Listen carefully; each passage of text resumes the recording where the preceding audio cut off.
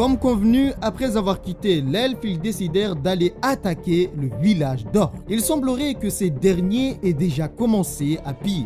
Voilà qu'ils portent des habits d'humains et possèdent même des trésors. Durant leur absence, ils ont profité pour piller un village. Alors, est-ce qu'ils sont prêts à faire un nettoyage? Ils vont devoir les éradiquer. Les orques se félicitaient pour leurs bijoux. Le collier qu'ils portaient appartenait à un enfant. Et l'orque continue en disant que cet enfant n'arrêtait pas d'hurler et sa voix était difficile à entendre. Hazel utilise donc sa magie permettant à ses camarades de descendre. Que font des humains dans leur camp? L'instant suivant, il fut coupé en deux. Maria et Brom n'avaient aucune pitié à éliminer de telles créatures. Il fallait tous les éliminer et les autres voyaient leurs frères se faire déchirer, écraser. Malgré leur nombre, Maria et Brom pouvaient les affronter. Et alors qu'ils avançaient, l'un d'eux reçut une pierre. Son frère ne comprenait pas. Que lui est-il arrivé? L'instant suivant, il eut aussi le même sort. Hazel avait utilisé de sa magie de télékinésie pour les éliminer. Quant à Ronan, il n'avait pas à se battre. Une telle précision est vraiment remarquable. Elle a vraiment un don. Bien, maintenant, les choses sérieuses vont pouvoir commencer. Hazel avait bien plus peur de Ronan que des orques. Et à sa demande, elle balança tout ce qu'elle avait, détruisant absolument tout. Voilà que le silence prit place dans cette forêt. Après le silence, des corps remplissaient la place. Et Hazel, ayant pris peur en voyant ce qu'elle avait fait, dit qu'elle recevra certainement une punition divine pour avoir fait une telle chose. Eh bien, elle n'a pas à s'en faire. Si elle est punie, alors ils seront tous punis. Ils seront tous avec elle. Mais elle recevra certainement la plus grande punition. Alors, elles font alarme. Ils ont tous eu la chance de pouvoir montrer leur capacité dans un combat réel. C'était utile de venir dans ces montagnes, rien que pour ça. Mais alors qu'il pensait à ce qui venait de se passer, Sita l'interpelle. Il semble y avoir quelque chose. Mais qu'est-ce qui se passait ici? Une elfe a été attachée sur un arbre. Peut-être que ces bestioles l'ont laissée ici au cas où. Alors Ronan essaye de l'aider du mieux possible et Sita la soigne. Cela lui a permis de récupérer un peu. Mais en réalité, sa magie n'avait pas vraiment fonctionné. Lorsqu'elle récupère ses esprits, Ronan demande si elle peut parler. Mais elle ne comprenait pas vraiment ce qui se passait. Elle ne voyait pas la même chose que tout le monde. Elle voyait une magie étrange émanant d'eux. Et à leur vue, elle vomit du sang. À cet instant, Ronan se demandait si les soins de Sita ne fonctionnaient pas sur elle. Ce mana qui l'entoure, est-ce qu'il revient du temple? Comment le sait-elle? Si c'est bien ça, il doit la conduire à lui car ils arrivent. Et s'ils perdent du temps ici, la vie de Sarante pourrait être en danger. Ce sont ses dernières paroles avant qu'elle ne perde connaissance. Dans le temple, Sarante nettoyait sa pierre. Et arrive quelques minutes plus tard, Ronan avec une personne sur son dos. Pourquoi sont-ils revenus? Ont-ils eu un accident? Et Ronan lui demande s'il peut voir cet elfe. Elle était prisonnière d'un village qu'ils ont sauvé et elle disait vouloir le rencontrer. Ce que ne comprenait pas Sarante. Comment se faisait-il qu'une elfe se trouvait dans ces lieux? Mais elle savait aussi qui était cette personne. Son nom est Brigia. Alors Sarante demande comment et que s'est-il passé. Les autres avaient regardé les alentours comme l'avait demandé Ronan, mais il n'y avait personne d'autre. Pareil pour la zone que Brom devait contrôler. Heureusement, elle était la seule prisonnière. Maintenant, il devrait retourner au temple. Avant de partir, elle demande à Hazel ce qu'elle regarde. En regardant cet orque, elle trouve qu'il y a quelque chose d'étrange. Il ne l'avait pas avant. Mais de quoi parle-t-elle? Eh bien, elle ne comprenait pas vraiment, car elle n'avait jamais vu quelque chose comme ça. Il semble qu'ils aient été cachés avec une double magie. Mais alors, pourquoi au juste? Pourquoi avoir placé des cercles magiques sur eux?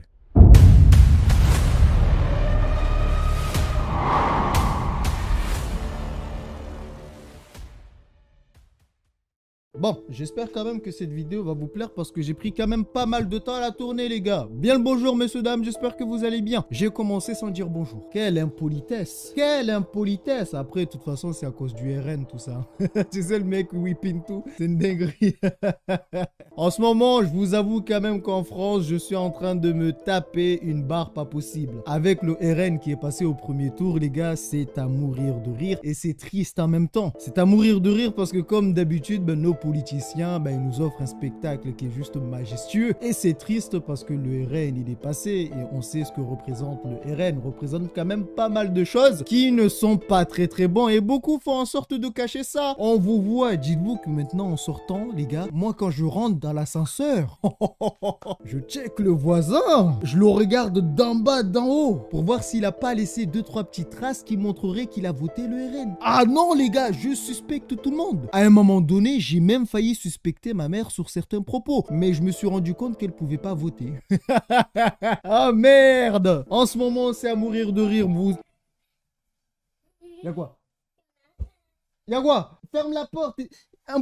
Toi aussi, t'as voté RN, c'est ça? Ferme la porte. Non, ferme la porte. On ne donne pas l'éducation du RN. Mais je mélange tout. Bon, on fait pas de politique ici, mais franchement, il fallait qu'on en parle parce qu'en ce moment, c'est juste à mourir de rire. Aujourd'hui, messieurs, dames, nous allons voir un long épisode sur la suite de Ronan. L'histoire assez incroyable de Ronan et j'espère quand même que vous allez kiffer parce que l'histoire est assez longue. Et aussi, c'est la mise à jour de cette série. En gros, après ça, il n'y a plus de suite. Enfin, si, il y aura une suite, mais le temps que ça soit publié. Puisque actuellement, nous sommes à jour. Pour les nouvelles personnes arrivant sur la chaîne, ne vous inquiétez pas, ce n'est pas une chaîne de politique. Et si l'histoire vous intéresse et que vous aimeriez voir plus d'histoires sur la chaîne, n'hésitez pas à aller voir les playlists dans lesquelles vous retrouverez toutes les histoires de la chaîne et celle-ci possède aussi sa propre playlist. De cette façon, vous pourrez recommencer l'histoire depuis le début si l'histoire vous intéresse et que vous avez envie de suivre cette histoire. Bien, cela étant dit et fait, nous pouvons reprendre là où nous nous sommes arrêtés.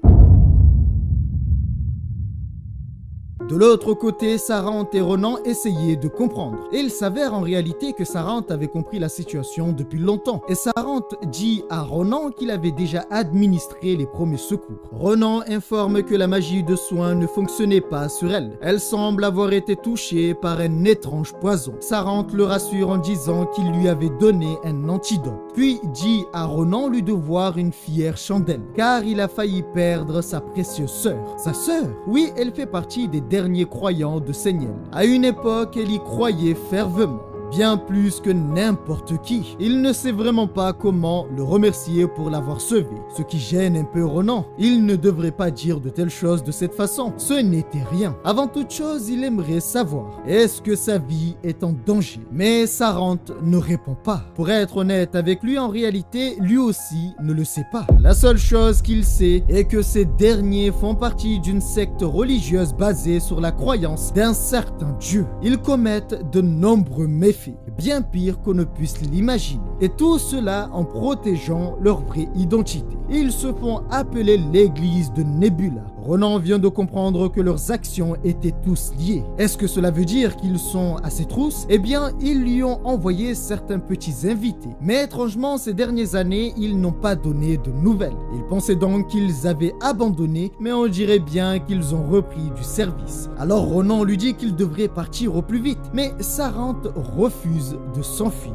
Il ne peut pas abandonner cet endroit là où se trouvent toutes leurs âmes. S'il part d'ici, ce lieu tombera entre leurs mains. Et il ne le souhaite aucunement. Lui et ses camarades devraient partir maintenant. Il aimerait aussi qu'ils ne se mettent pas en danger inutilement, ce qui était inconcevable pour Ronan. Alors Ronan lui dit de l'attendre. Il reviendrait avec les meilleurs combattants qu'il connaissait. Il devrait s'assurer de se cacher en attendant et ne rien faire d'inutile. Avant qu'il ne parte, Sarante lui donna quelque chose en guise de remerciement pour avoir sauvé Brigia. En réalité, Sarante se cachait derrière les mots afin de lui donner une bague lui permettant d'accéder à la tour magique. Si un jour il souhaite se rendre à la tour magique de l'aube, il devrait montrer cette chose à la bibliothécaire et ces derniers l'aideront pour sûr et même pour avoir des informations sur ses malédictions. Il devrait faire attention à lui. Le temps qu'ils ont passé ensemble ces derniers temps ont été merveilleux. Ces moments étaient si précieux pour lui. Pourquoi dit-il cela? Ils vont certainement se revoir, mais cela sonnait comme des adieux. Alors Ronan part au plus vite pour pouvoir revenir dans les plus brefs délais. Il s'avère qu'il était bien trop tard et cela, Sarante le savait.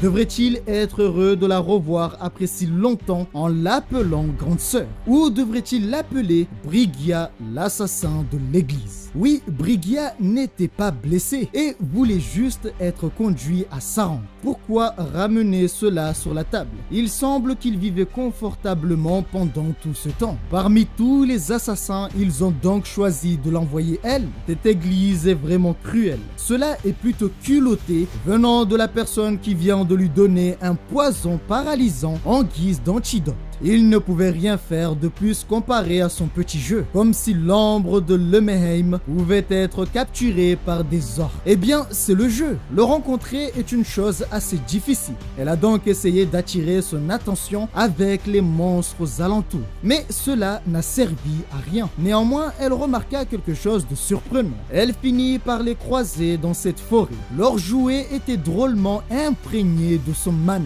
À cet instant, elle aurait dû les tuer juste pour l'attirer. Mais par considération pour lui, elle a préféré changer de plan. Est-il touché qu'elle ait épargné ses petits protégés? Jamais il n'aurait permis une telle chose. Oh, qu'il devienne terrifiant. A-t-il perdu son humour? Bien, maintenant, elle doit accomplir la mission que l'église lui a confiée. En avançant, Ronan sentit quelque chose. Il avait un mauvais pressentiment. Alors, il s'adresse à ses camarades demandant s'ils avaient jeté un œil aux alentours des villages.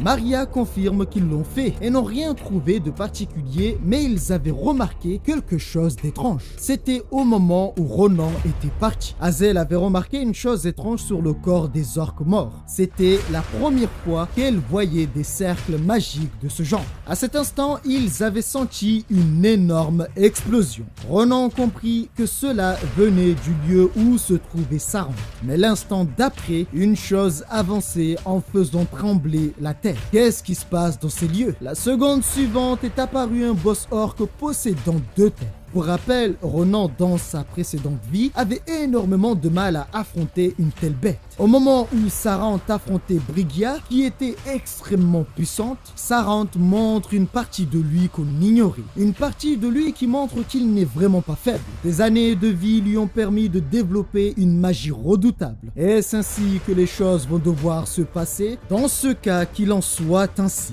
Aujourd'hui, elle prendra sa vie. Les 2 magies en contact se dissipent. Voilà que le silence prit place. Et alors qu'ils se regardaient, Brigia avait disparu. Sa vitesse dépassait l'entendement. S'il n'avait pas activé son bouclier, il serait certainement mort. Mais cela ne fit pas peur à Sarant. Et encore une fois, leur magie se repousse. Il semblerait être de force égale et personne n'arrive à prendre le dessus sur son adversaire. Il est bien plus rusé pour un vieux renard, comme elle s'y attendait. Quel malheur de devoir le tuer. Mais pourquoi ne veut-il pas les rejoindre? En les rejoignant, il obtiendrait une place au placé. Il refuse encore une fois car il ne voulait pas soutenir l'hérésie. D'ailleurs, elle semble avoir rouillé avec le temps. Dire que l'ombre de Lemmeheim serait si lente. L'église ne fait pas un si bon travail. Eh bien, elle est simplement excitée pour cet affrontement. Essaie-t-il de gagner du temps pour ces petits lapins? Et il semble ne pas faire attention à elle. Il a même joué ce petit jeu pour qu'il ne soit pas mêlé à cette affaire. Et pour que cet enfant puisse partir le cœur léger. Elle est assez curieuse de savoir pourquoi s'inquiète-t-il pour lui alors qu'il n'éprouve aucun intérêt pour le monde. Si elle dépasse les bornes, il lui sera difficile de la laisser partir en un seul morceau. Oh, voilà qu'il remonte les crocs. Eh bien, elle a déjà pris sa décision. Tarant sentit une explosion venant de l'autre côté de la forêt. Il comprit que c'était le groupe de Ronan. À cet instant, Brigia profita du moment pour l'attaquer par derrière. Voilà qu'elle prit la main de Sarant. Mais alors vous me direz, que s'est-il passé du côté de Ronan? Eh bien, la situation de leur côté est plutôt délicate. Et pour protéger ses camarades, il leur demanda de rester derrière lui, car il ne pouvait rien faire face à une telle bête. Et à cet instant, Brom ne l'avait pas vu. Son corps ne pouvait plus bouger. Comment prendre la fuite dans une telle situation? Comment échapper à une bête si puissante et si rapide? Voilà que Brom n'est plus en état de combat. Elles veulent fuir mais elles n'arrivent pas à bouger. Lorsque la bête voulut les frapper, une chose est passée à grande vitesse. Ronan ne pouvait pas laisser ses camarades se faire tuer. Alors il s'adresse à Maria et Hazel. Ils vont devoir prendre Sita et Brom est parti. Il va devoir s'occuper de cette chose seul. Et alors que ses camarades s'éloignaient de lui, Ronan remarqua que cette situation n'était pas normale. Dans les yeux de l'orque à 2 têtes se trouvait un cercle magique. Ce cercle était le même qui contrôlait les géants de pierre. C'est donc l'œuvre de la secte Nebula. En temps normal, il aurait été content de tomber sur une bête comme lui. Mais il n'aurait pas dû faire ça. Il n'aurait pas dû blesser son ami sous ses yeux. C'est alors qu'un arbre prit direction vers Ronan. Il vient de lui balancer un arbre dans la gueule. Mais cela n'était pas assez pour arrêter un monstre en colère. La raison pour laquelle il n'avait pas réussi à le battre dans sa vie passée est parce qu'il n'avait pas réussi à trouver un moyen de briser sa défense. Cela lui a empêché d'infliger un coup fatal. Mais aujourd'hui, les choses sont différentes. Cette épée redoutable couplée aux formes de la technique de Nabiroz, cela est devenu une chose facile pour lui. Technique de Nabiroz, 4e forme, épée tournoyante. Rien ne peut le bloquer. Puis Ronan range son arme, mais il semblerait que ce boss ogre était toujours en vie et l'observait. Alors Ronan, en rangeant son arme, dit « Arrête de grogner ». L'instant suivant, son corps commença à tomber en lambeaux. Il semble avoir encore beaucoup de chemin à faire. Il a pris trop de temps à tuer un monstre si faible. Il demande à Maria et Hazel si Brom va bien. Grâce à Sita, ils ont pu lui donner les premiers soins. Mais ils vont devoir partir au plus vite pour pouvoir le soigner. Le plus important, c'est qu'il n'est pas en danger de mort. Dans ce cas, ils vont devoir rentrer maintenant. Mais qu'en est-il de lui? Il va retourner au temple et rejoindre Sarante. Mais arrivé, Ronan ne comprenait pas. Mais que s'est-il passé ici? Il est parti il y a peu et pourtant, Sarante était dans un état critique. Et ce dernier est heureux de le voir en vie. Il a fait de son mieux pour mieux le protéger. Mais son corps est dans un état très mauvais. Ronan lui demande ce qui s'est passé. Pour lui, tout va bien. Il doit quitter cet endroit au plus vite. Il a peut-être réussi à s'en sortir jusqu'à là, mais ils ne savent pas quand ils reviendront. Seconde suivante, Sarante fut transpercée par une chose que Ronan n'avait pas vue. Qu'est-ce qui vient de se passer? C'est alors qu'apparaît une personne qui dit avoir failli mourir. Comment ose-t-il infliger ça à une de ses anciennes camarades? Comment ose-t-il utiliser une compétence si dangereuse alors qu'il lui manquait un bras? Fait-il qu'elle aurait pu mourir? Mais fort heureusement qu'elle est bénie par les étoiles. Mais qu'est-ce donc cet enfant? Elle qui pensait s'être débarrassée de lui. Il a donc réussi à vaincre l'ogre à 2 têtes. Il n'a pas l'air trop mauvais.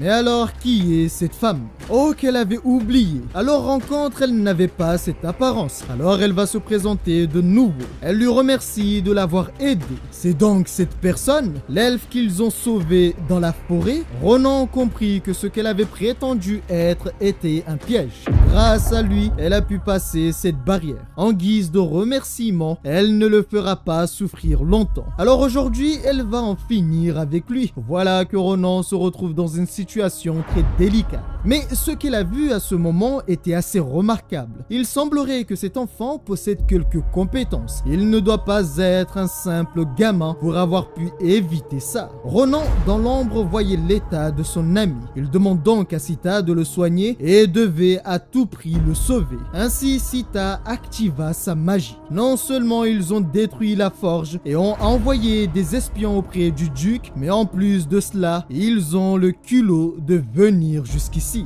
Elle n'est qu'une sous-fifre de la secte Nebula. Mais quelle merveilleuse histoire! Il a donc rencontré certains de leurs enfants. Il y a peu, elle a entendu parler d'un petit merdeux. Un merdeux qui serait capable de tuer leurs croyants envoyés en mission. C'est donc lui, cet enfant. Voilà que les choses deviennent très intéressantes. Être capable de telles capacités à un tel âge, elle comprend mieux pourquoi leurs enfants ont perdu. Maintenant, il attise sa curiosité. Elle veut bien voir de quoi est-il vraiment capable. La lame de Ronan tremblait. Cette femme était extrêmement puissante et elle arrive à prédire tous ses mouvements. Son seul défaut est de ne pas le prendre au sérieux, car il n'était qu'un enfant. Il allait donc saisir de cette opportunité et la tuer en un seul coup. Malheureusement, cela n'était pas suffisant. La battre ne va pas être une chose facile. Elle commence à peine à l'apprécier. Quel gâchis de devoir le tuer.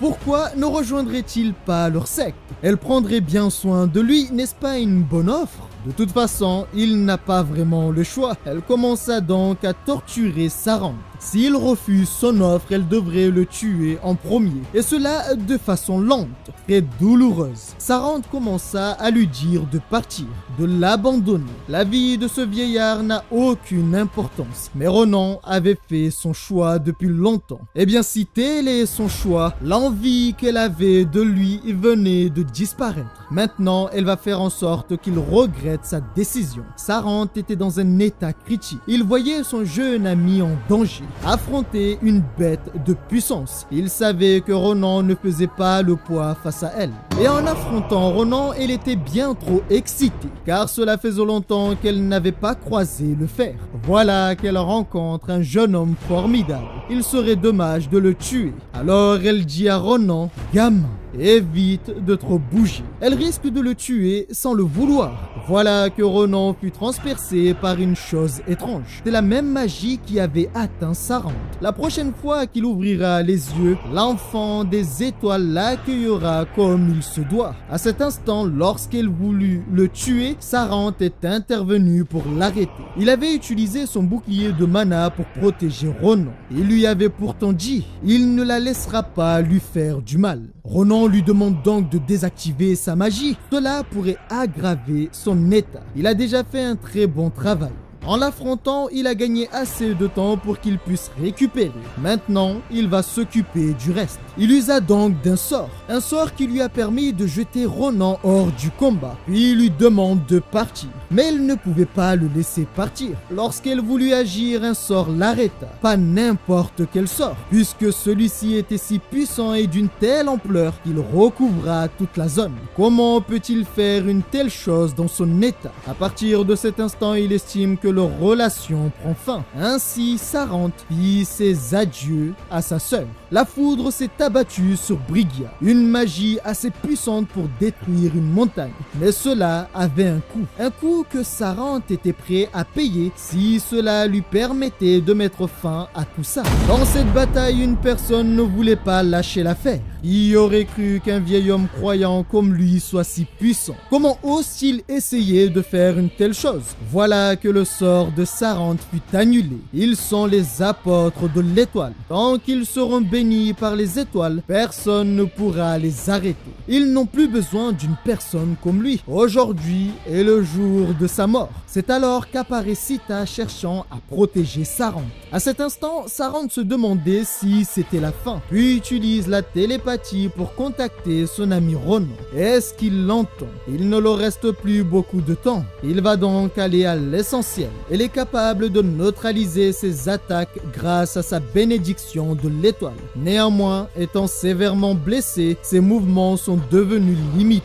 Alors il lui supplie de partir aussi loin que possible et se préparer pour ses combats futurs. Il ne devrait pas prendre plus de risques pour le vieil homme qu'il est. Mais Ronan ne pouvait accepter ses adieux. Comme la première fois, il est encore une fois revenu pour lui, en disant à Sarante qu'il ne devrait pas abandonner, car ce n'était pas encore fini. Il y a bien une chose qu'elle ne savait pas, que ce soit dans le passé ou maintenant, durant toute son existence, il n'a jamais connu l'abandon.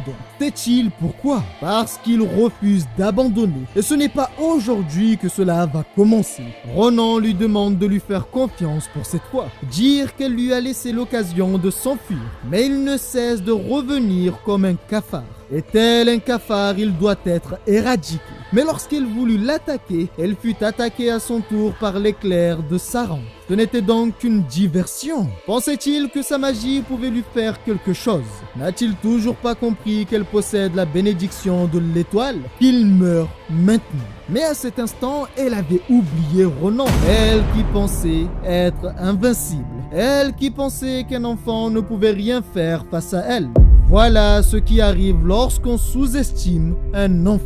N'est-elle donc pas satisfaite de son état? Ce qui fit sourire Sarante qui ne s'attendait pas à ce qu'il soit capable de l'atteindre. Comment a-t-il pu neutraliser sa bénédiction? Qu'elle vienne se battre si sa curiosité est si forte? Cela est normalement impossible. Elle va le tuer. Quelle erreur d'avoir été si arrogante. Quelle erreur d'avoir pensé qu'un enfant n'aurait pas pu l'atteindre. Est-ce ainsi que les choses vont se terminer? Elle était si proche d'obtenir sa réponse. Elle a pourtant attendu une éternité pour cette réponse. Mais alors, est-ce que son frère Sarante a eu une réponse? Pourquoi les choses se terminent ainsi? Quelle terrible vie a été la sienne? Voilà qu'elle s'effondre après les coups de Ronan. Son erreur a été d'avoir baissé sa garde à cause de sa bénédiction. Si elle avait su que Ronan pouvait passer outre sa bénédiction, alors Ronan aurait perdu et ce serait lui à sa place. Dans sa vie précédente, nul autre que lui, nul autre que Ronan pouvait atteindre les géants. Tous les hommes et femmes les plus puissants de l'Empire ne pouvaient mettre ne serait-ce qu'une égratignure à Ahayute.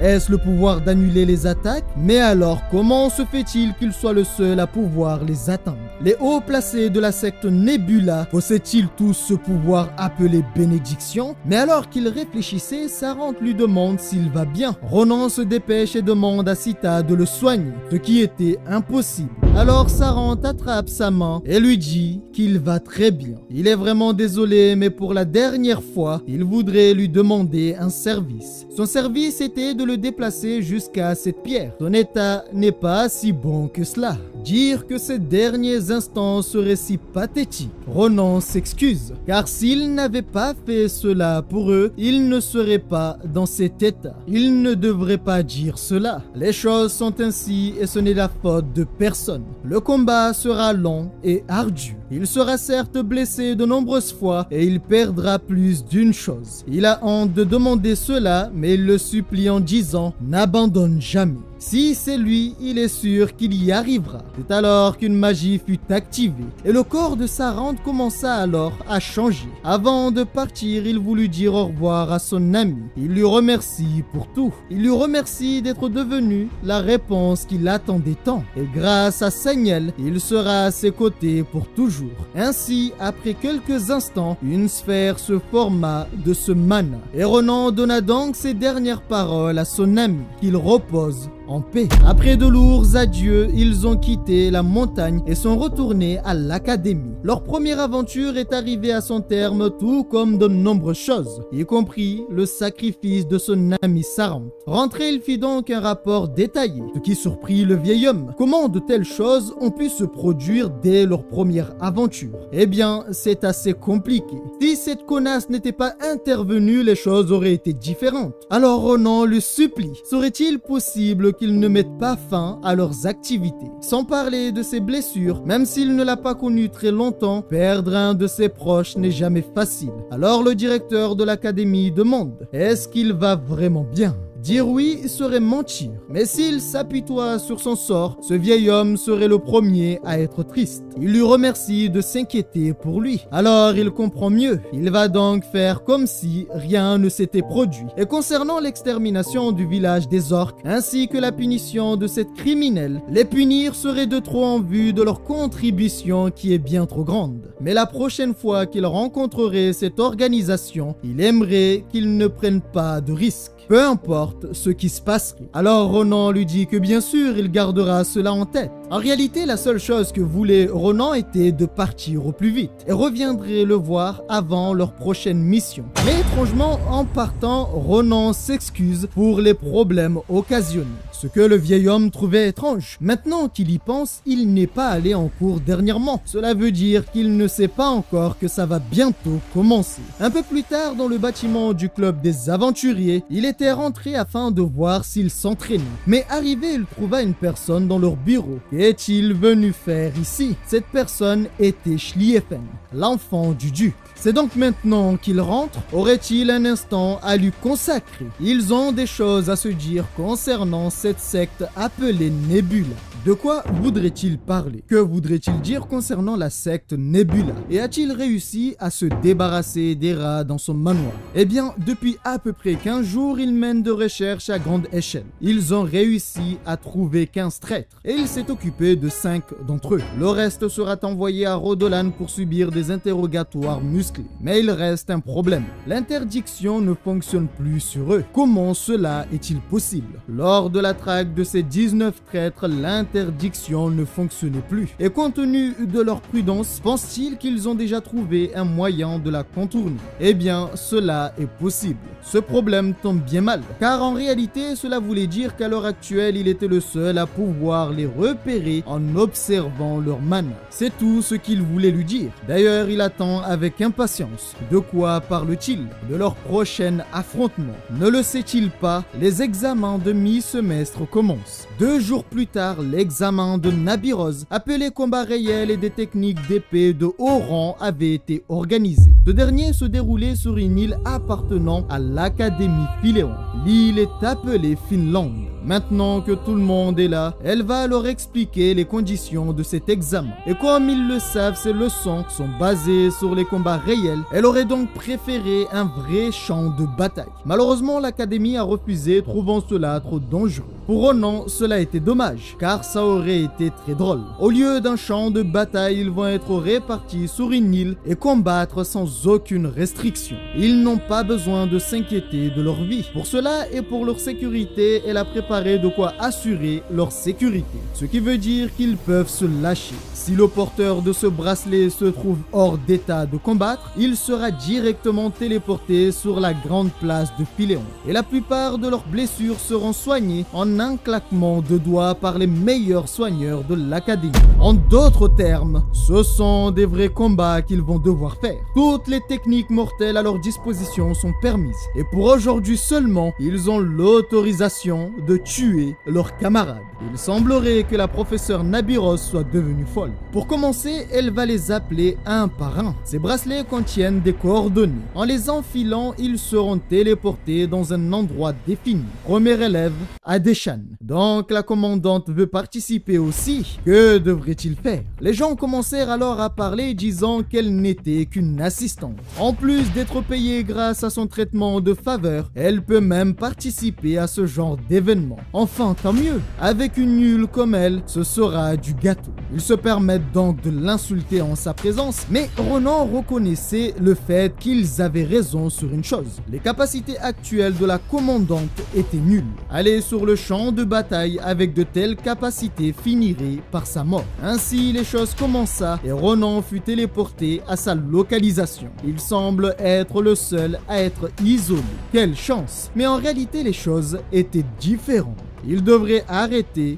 de se cacher et sortir. Sa réputation au sein de l'Académie l'a placé au rang de monstre, à tel point que certains avaient peur rien que de le croiser. De toutes les localisations, il fallait qu'il tombe sur ce monstre. Alors il fallait agir au plus vite, avant qu'il ne se retourne.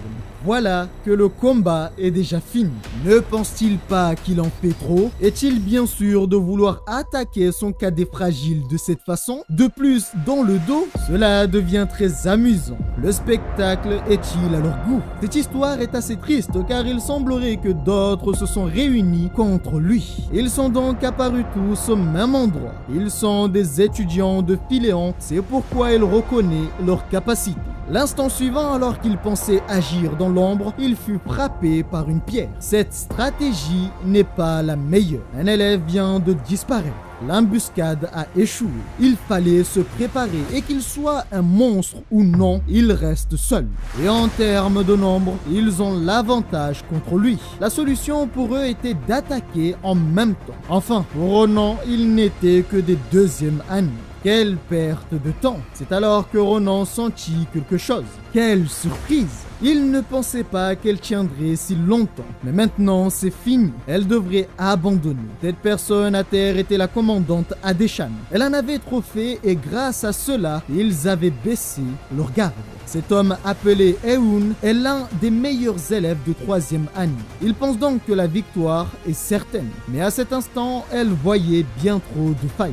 Plusieurs ouvertures s'étaient créées. Elle n'aura qu'une seule chance. Elle voulut donc les éliminer en un seul coup. Et cette action lui permit donc d'atteindre 2 élèves de l'académie. Elle savait qu'elle ne pouvait pas s'arrêter là, car s'arrêter viendrait à déclarer sa défaite. Elle devait profiter de son élan pour atteindre Eun, mais elle fut attaquée assez violemment. Son plan avait échoué face à lui. Il se demandait ce qu'elle allait faire, mais cela n'est pas bien loin du niveau d'un enfant. C'est pathétique. Elle est très intelligente et devrait comprendre. Le spectacle était assez amusant, mais il se termine ici. Cela fait un moment que Ronan regardait ce qui se passait. Et comme il le pensait, les choses ont tourné de cette façon. Il savait que pour Adeshan, ce combat était très sérieux et elle a fait de son mieux. Après avoir distrait les ennemis en utilisant ce qui l'entourait, elle a saisi instinctivement l'opportunité en s'élançant avec détermination. Le seul problème est que ses compétences ne sont pas assez développées, ce qui veut dire qu'à l'heure actuelle, elle ne peut rien faire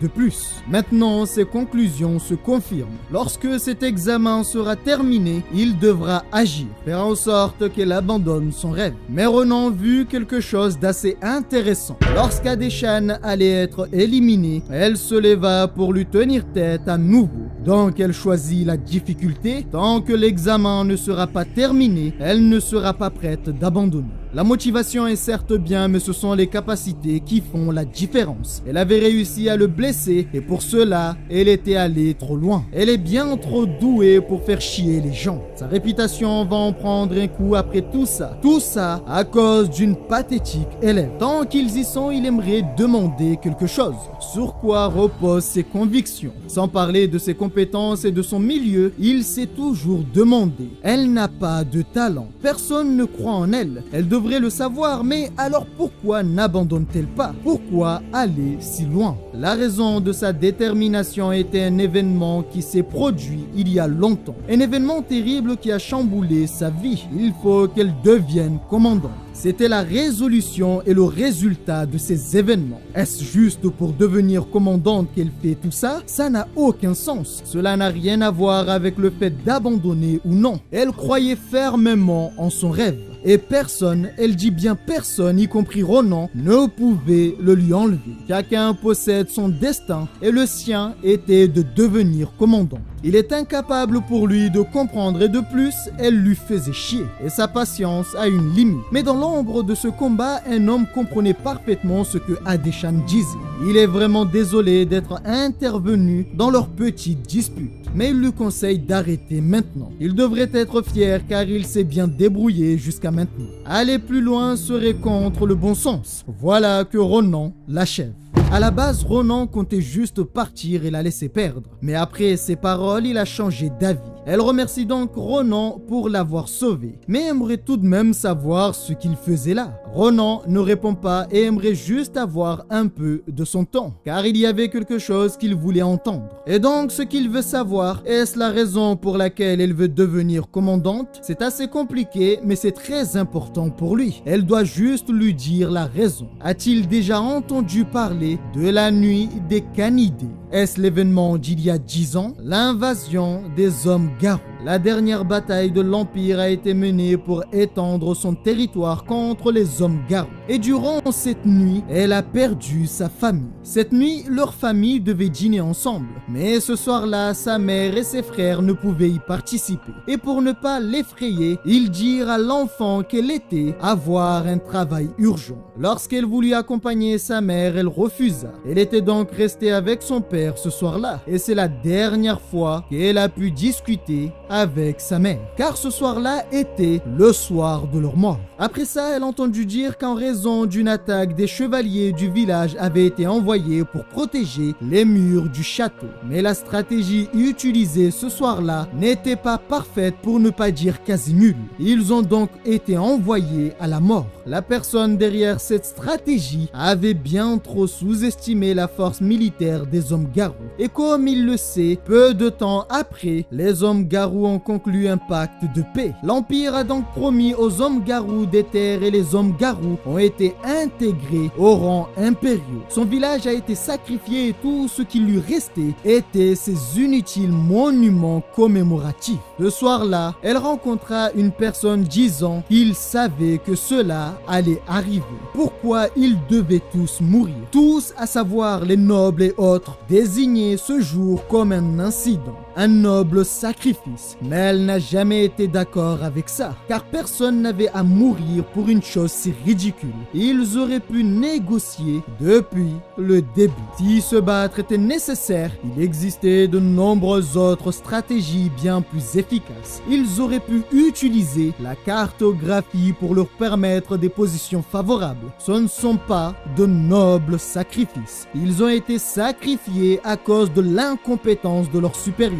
Et ça, elle ne pouvait pas l'accepter. Pour que ce genre d'événement ne se reproduise plus jamais, elle doit devenir commandante. Et peu importe les moyens, elle deviendra la meilleure d'entre toutes. De cette façon, ceux qui devraient vivre ne se retrouveront plus jamais dans une tombe. C'est alors qu'elle s'excuse envers Ronan d'avoir ruiné l'ambiance. Eh bien, ce n'est pas un sujet agréable. Mais grâce à cela, grâce à l'histoire qu'elle vient de lui raconter, ses idées sont bien plus claires maintenant. Il comprit que tenir sa promesse qu'il avait faite au Adeshan du futur n'est pas possible. La faire abandonner son rêve qu'elle-même lui a demandé de lui faire abandonner est impossible. Mais cela voulait aussi dire qu'il ne resterait pas spectateur. Puisqu'elle se dirige vers une mort certaine, il ne veut plus ressentir de nouveau ce sentiment. Il va donc changer l'histoire. C'est alors qu'il sentit une énorme quantité de mana. Il semblerait qu'il arrive pour lui. Il doit être impatient. Il leur restait très peu de temps, alors elle devrait écouter car il ira à l'essentiel. C'est-elle ce qu'est le mana de l'ombre? Cette chose est assez délicate à éveiller, mais en remplissant certaines conditions, il aide à devenir plus fort. Ce nom lui a été donné par une personne qu'il connaissait, et en réalité, cette personne est Adeshan. Mais la Adeshan qui a réussi à devenir commandante dans le futur. Il sait qu'elle est capable de l'éveiller, mais avant cela, il faut d'abord qu'il s'occupe de lui. Elle devrait rester tranquille. À partir de maintenant, il va prendre soin d'elle, et le plus important pour lui était de l'en informer. Il la supportera donc du mieux qu'il le pourra. Alors il devrait faire de leur mieux en l'appelant Madame la Commandante. À cet instant, Ronan la balance dans le vide sans explication. Ce qu'elle ne comprenait pas, qu'est-ce qui venait de se passer? Eh bien, elle a bien travaillé. Et c'est tout pour aujourd'hui. Avoir la 3e place n'est pas si mauvais. Ils pourront se revoir plus tard. Cela lui fait une chose de réglée. Maintenant, il lui reste plus que le noble. Cela fait longtemps que Schlieffen veut l'affronter. S'il se présente de cette façon, cela veut dire qu'il a éliminé tous les élèves. Actuellement, sur cette île, il ne reste que lui et Ronan. Est-ce qu'il sait ce que cela veut dire? Bien sûr qu'il comprend parfaitement. Il devrait mener un beau combat. Il est donc temps de voir qui est le plus fort de l'Académie Philéon. Adeshan vient d'arriver à l'Académie. Réveillée, elle ne comprenait pas vraiment ce qui se passait, mais elle voit une chose intéressante. Tout le monde est intéressé par un combat. Elle a été soignée lorsqu'elle est revenue. À ce moment-là, Ronan lui avait dit qu'elle serait 3e. Alors cela veut dire qu'il ne reste plus que 2 personnes. Les 2 monstres de l'Académie impériale Philéon. Leur affrontement allait déterminer qui régnerait en maître sur l'Académie. Et jusqu'à présent, leurs forces semblent être égales. Mais alors que Ronan prenait la fuite, Schlieffen était déterminé à obtenir cette première place. La première fois qu'il avait combattu avec Ronan, ce dernier l'avait ridiculisé. Schlieffen arrive à diviser son attaque pour l'envoyer de front. Il semble s'être bien amélioré et cela est dangereux. Mais grâce à cette chose, les choses seront différentes. Art de Nabirose, coup vertical. Voilà que les 2 forces s'opposent. Après cela, le silence prit place. Il semble s'être sorti de justesse et s'il n'avait pas utilisé son mana au maximum, Ronan aurait peut-être perdu. Mais alors, que s'est-il passé? Tout ceci est bien au-delà de ses prédictions. Comparé à la dernière fois où ils ont combattu pour capturer Dolan, il maîtrise bien mieux sa tempête. De plus, avant tout ça, il était un peu plus lent que Ronan. Mais maintenant, ils sont presque au même niveau. Ça n'a aucun sens. Schlieffen est devenu bien plus fort que dans sa vie précédente au même âge. Schlieffen était impressionné car il n'avait pas tout donné dans son attaque. Mais de là à ce qu'il profite de cette occasion en utilisant une telle technique pour trancher son mana est assez effrayant. Sans oublier qu'il a réussi à maîtriser à la perfection l'art de leur professeur Nabirose. Il pensait être supérieur en technique, mais l'écart n'est pas si grand que ça. En augmentant sa vitesse, il a utilisé trop de mana et a atteint ses limites. Il doit donc en finir vite. S'il continue à s'adapter à ses mouvements, son manque de technique lui causera du tort. Il doit donc mettre un terme à ce combat. Les 2 jeunes combattants avaient abouti à la même conclusion. Il faut battre l'adversaire en un seul coup. Ainsi reprit le combat entre les 2 génies de l'Académie. Ronan voulait en finir au plus vite. Alors Schlieffen utilise à nouveau sa tempête. Lorsque Ronan vit cela, il sourit, puis plus rien, aucun signe de Ronan. La forêt avait été dévastée par la force de Schlieffen. Il n'avait pas d'autre choix, mais profiter de ce moment pour l'attaquer comme ça, c'est assez impressionnant venant de lui. Il continue de le surprendre. Et bien même en étant blessé, il garde le sourire. Il est vraiment un taré. Voilà que les deux donna un coup dur à l'autre. Mais cela ne pouvait arrêter le combat, car il fallait un vainqueur. Et le vainqueur ne sera que celui qui sera encore debout après l'affrontement. Les élèves ne pouvaient croire ce qu'ils voyaient et se demandaient comment cela était possible. Est-ce vraiment des premières années? Ils devraient être classés dans une case à part des élèves. Et si c'était une vraie guerre, le résultat aurait été le même, voire pire. Adeshan ne savait pas que Ronan était si puissant. Celle qui prenait le plus de plaisir à les voir combattre était Nabiroz. Ils se sont bien améliorés. Cela dit, ils ont atteint leur limite. Leur prochain coup annoncera le vainqueur. Venir à Philéon est la meilleure décision qu'il a prise. Grâce à cela, il a pu rencontrer un rival digne de ce nom. Est-ce qu'il ressent la même chose que lui? Eh bien, il ne peut pas le nier. Il est vraiment fort. Il est temps de mettre fin au combat. C'est une bonne idée. À ce train-là, le combat ne se terminera jamais. Schlieffen ne voulait pas avoir de regrets. Alors il décida de tout donner. Donner tout ce qu'il lui restait. Est-ce qu'il en a marre de ce combat à ce point? Il semble qu'il va devoir le rallier à sa cause. Mais avant ça, il faut lui montrer qui sera en haut de la hiérarchie. Le jeune génie Schlieffen n'avait absolument rien vu. Mais instinctivement, il a pu se protéger. Comment cela est possible? N'est-il pas blessé? Mais alors comment peut-il être encore plus rapide?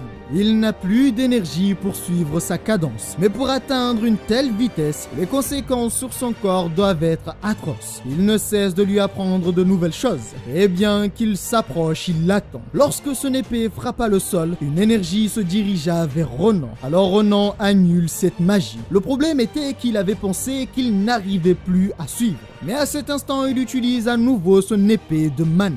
Vu son état, il doit lui être impossible de maîtriser avec précision son mana. Quant au prix à payer, cela pourrait être très coûteux. Veut-il vraiment gagner à ce point? Mais cela valait aussi pour lui. Il n'est pas prêt d'abandonner. Ils ont atteint leurs limites. Mais il aurait été impossible de rester sur leur faim après ça. Il va donc devoir en finir maintenant. Alors Ronan voulut donner un dernier coup. Au moment où l'on pensait que le combat était fini, Schlieffen dépassa ses limites. Il savait qu'il allait attaquer de front. Il ne le déçoit vraiment pas. Lui aussi allait tout donner. Il active donc sa tempête. Son aura avait changé et la force déployée pouvait être vue depuis le ciel. Et cette force détruit absolument tout sur son passage. La force de destruction fait trembler et soulève la terre. Voilà qu'un cratère se forme. Et un homme se tenait encore debout après tout ça. Ronan avait été propulsé par le souffle. S'il voulait à ce point crever, il aurait pu le faire seul.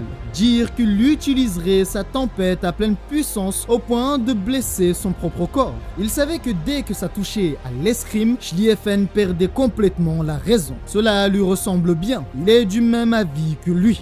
Venir ici a été la meilleure décision de sa vie. Aujourd'hui, l'un d'entre eux perdra pour de bon. Ce n'est pas trop tôt. Elle qui attendait cela depuis longtemps. Ce combat allait toucher à sa fin. Après le choc entre les deux forces, un long silence prit place. Mais l'instant d'après, les deux tombent en même temps. Il devrait regarder son état après ce qu'il a fait. Cela veut dire qu'il a gagné. Mais en vérité, les deux avaient perdu connaissance. Et Schlieffen avait perdu connaissance le premier. Les gens ne comprenaient pas. Mais alors, qui a gagné? Mais après quelques instants, les élèves acclament les deux combattants pour leur performance. Lorsque Ronan s'est réveillé, il se trouvait à l'infirmerie. Devant lui se trouvait la professeure Nabiroz et Adeshan. Cela n'a pas été facile à gérer, mais leur combat était assez impressionnant. Et cela en valait la peine. Schlieffen n'était toujours pas réveillé.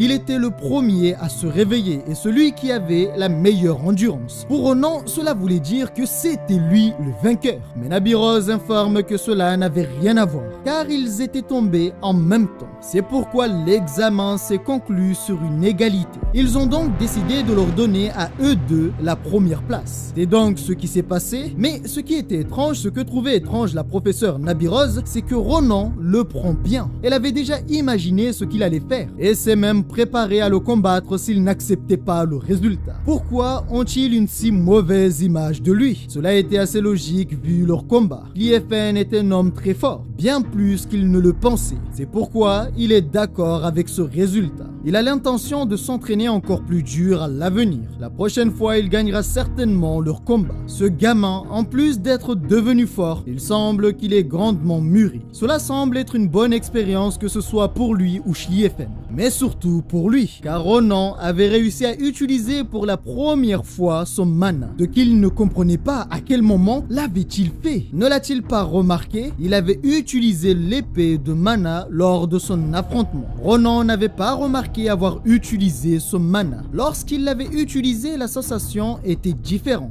Eh bien, c'est une compétence appelée l'épée de mana qui ne peut être utilisée qu'avec du mana. Il n'a fait que l'imiter jusqu'à présent, mais le fossé est assez grand. Et en juger par sa réaction, il ne le maîtrise pas encore. Ils vont devoir agir car contrairement aux autres élèves, ils ne savent pas quand son corps commencera à refaire des siennes. Elle demande donc à Adeshan d'accompagner Ronan lorsqu'il ira voir un certain connard. Ce que ne comprenait pas Adeshan, un connard. Est-elle en train de parler du professeur Jarudin Stonesong? Le lendemain, comme convenu, ils durent s'y rendre ensemble. Cela faisait longtemps qu'Adeshan n'avait pas vu le professeur Jarudin. Ou Jarodin, de toute façon, c'est la même chose. Et puis, je m'en fous. Jarodin, Jarudin, de toute façon, c'est du jardinage. Allez, on continue. Si la professeure Nabirose veut lui présenter cette personne, c'est qu'il doit être extrêmement puissant. Eh bien, il maîtrise le mana à la perfection. Pour lui dire vrai, Nabirose lui demande aussi conseil. En classe, ils doivent parfois utiliser leur mana, mais il n'est pas rare de rencontrer certains problèmes relatifs à leur noyau. Quand cela arrive, ils demandent conseil au professeur Jarodin. Pour Ronan, il avait l'air vraiment fort. Mais alors, pourquoi Nabirose ne l'apprécie pas? Eh bien, pour cela, elle ne sait pas vraiment. Mais il se pourrait que leurs deux personnalités se rejettent. Il le comprendra assez vite car le professeur Jarodin est assez unique en son genre. Ronan s'en foutait complètement. Tout ce qu'il voulait était d'être capable d'utiliser le mana. Et s'il est si incroyable que cela, il devrait être au courant concernant la situation de la commandante. Le mana de l'ombre est très difficile à manipuler et ils ont très peu d'informations le concernant. Il va profiter de cette occasion pour apprendre davantage. C'est alors qu'Adeshan lui demande s'il a pu discuter avec Li Fen. A-t-il accepté son offre? Qui pourrait refuser? Il ne pourrait pas se permettre de refuser l'offre d'un homme comme lui. Il y a peu, après son réveil, Li Fen était venu le voir. Pour lui, le résultat n'était pas bon et il n'avait pas eu sa dose. Il voulait l'affronter, mais Ronan n'était pas d'accord. Il avait eu aussi du mal à accepter le résultat. Mais la raison pour laquelle il voulait le voir était pour autre chose. Li Fen s'attendait à tout sauf à ça. Il voulait qu'il rejoigne son club d'aventuriers.